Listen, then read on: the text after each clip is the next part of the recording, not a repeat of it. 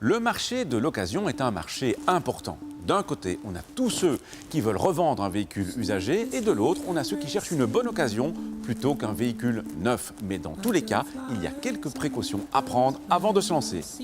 Une personne qui vend son véhicule fixe un rendez-vous, de préférence accompagné, en journée, à un endroit sûr qu'il aura choisi. L'acheteur n'essaie pas le véhicule seul. Vous fixez le parcours à emprunter. Le contrat de vente est rédigé en 2 exemplaires. Les coordonnées de l'acheteur sont reprises sur le contrat et sont vérifiées sur base de sa carte d'identité. Et alors, la finalité, c'est de ne pas accepter de chèques certifiés en dehors des heures d'ouverture des banques, la veille d'un week-end ou un jour férié. Alors, si on est l'acheteur d'un véhicule, par contre, à quoi faut-il faire attention? L'acheteur d'un véhicule, d'abord, se renseignera sur le prix du marché du véhicule qui l'intéresse. Un prix inférieur peut cacher des vices ou simplement un véhicule volé. Surtout, le plus important, ce sont les documents du véhicule, à savoir le certificat d'immatriculation en 2 parties. Les 2 parties sont indispensables pour la vente d'un véhicule d'occasion. Comme autre document, il faudra le conformité, le certificat du contrôle technique, le CARPAS, le livret d'entretien éventuellement. Maintenant, un point qui est aussi très important, c'est de vérifier le numéro de châssis qui est repris sur le certificat d'immatriculation par rapport au châssis frappé dans le véhicule. Je ne parle pas du numéro de châssis qui se trouve derrière le pare-brise. L'emplacement de ce numéro de châssis frappé est indiqué sur le certificat de conformité.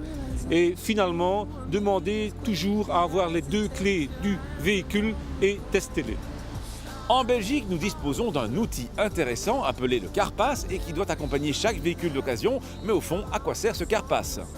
Le CARPAS est un document qui certifie la véracité du kilométrage d'une voiture d'occasion. C'est un document que le vendeur doit remettre obligatoirement à l'acheteur, sans quoi l'acheteur a le droit de demander l'annulation de la vente. On peut avoir confiance en ce CARPAS? Ce sont justement des données que nous obtenons des garages et des centrales de pneus, enfin de tout professionnel du secteur automobile. Donc chaque fois, lorsque vous faites entretenir ou réparer votre voiture, ils sont obligés de nous communiquer le kilométrage et ce sont ces données qui figurent sur le certificat CARPAS. Si vous recherchez une voiture sur Internet, veillez aussi au petit label CARPAS OK. Ça veut dire qu'à ce moment-là, le vendeur a demandé à CARPAS de vérifier si le kilométrage de l'annonce est correct. Et si le label apparaît, vous pouvez avoir confiance dans le kilométrage affiché dans l'annonce. C'était là quelques recommandations pour la vente ou l'achat d'un véhicule d'occasion. Mais dans tous les cas, si vous faites preuve d'un minimum de bon sens et de réalisme, cela vous permettra d'éviter la plupart des pièges. À la question de la semaine dernière, il fallait répondre que la tirette est une règle qui s'applique à hauteur d'un rétrécissement de chaussée. A gagné cette semaine un trolley cabine Davids. La question? Le CARPAS est un document obligatoire à l'achat de tout véhicule, à l'achat d'un véhicule neuf ou à l'achat d'un véhicule d'occasion. Soit vous téléphonez au 0905 56 493, soit vous envoyez un SMS au 6020 en tapant contact 1, 2 ou 3 et vos coordonnées complètes. À la semaine prochaine et d'ici là, bonne route!